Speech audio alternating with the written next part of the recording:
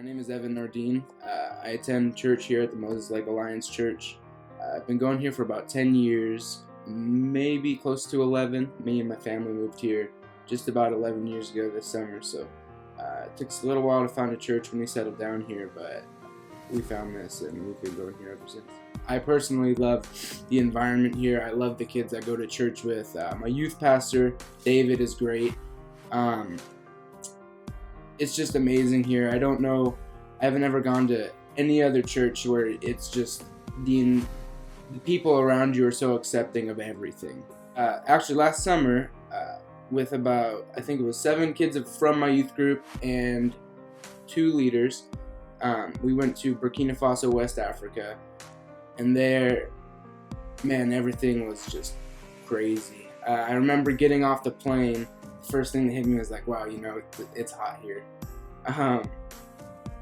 But just instantly getting off the plane, they didn't even have a runway. You just got right off the plane, walked down the stairs onto some dirt, into the airport where just crowded with sweaty people, just humid.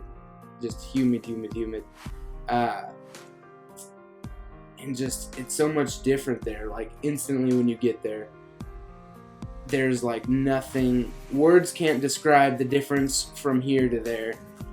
I just remember we got in the van after we were done at the airport and we were driving through the city there, and man, it was just like poverty stricken,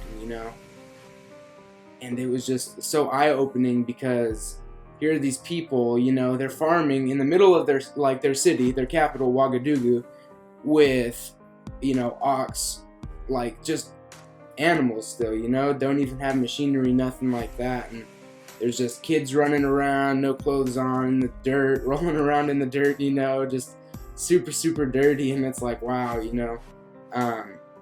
this is crazy. We go into the bush for 4 or 5 days and building like what they call churches when they're really just like picnic hangers here, and they end up fitting hundreds of people to go to church service under these hangars. And it's like, wow, I remember one Sunday we were attending church, and they had this little brick building, and it probably was just a little bit bigger than the room we were sitting in.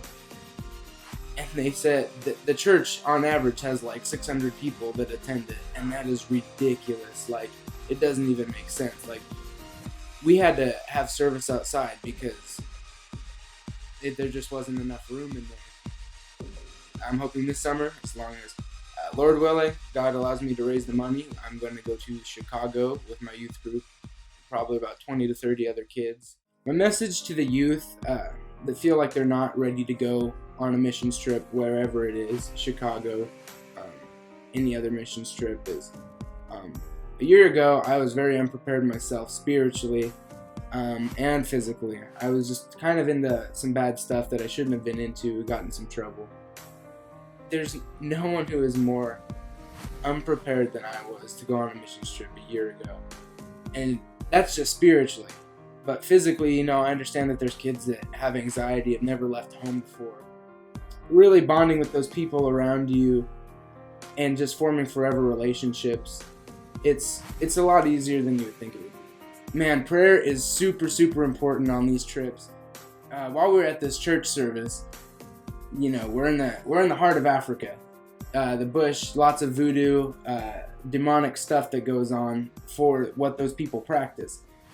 Towards the end of the service, there was like, I want to say like 3 or 4 people that started having demonic manifestations within themselves. And it was by the power of prayer and prayer alone that stopped. People would pray over them and they would stop, because demons and the devil himself have no power over prayer, over anything that has to do with Jesus. The church family is huge in getting to these trips, all throughout the church, because we have to raise money to go on these trips. They're not free, and usually it's a significant amount of money. The church family plays a huge role in these trips because it's your church family that's like, hey, I have this work for you if you want to get paid for this trip. You know, some don't even ask for work. There's multiple people that just donate and donate and donate towards kids they don't even know for going on to missions trips. There's been a couple of kids in our youth group that have been completely paid for just by some person in the church that they didn't even know. Church family is huge.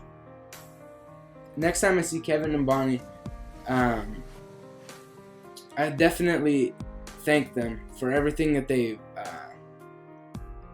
do for this church to begin with, but everything that they had done for myself and our youth group on that trip, because that trip, like I've said multiple times now, was just super, super eye-opening.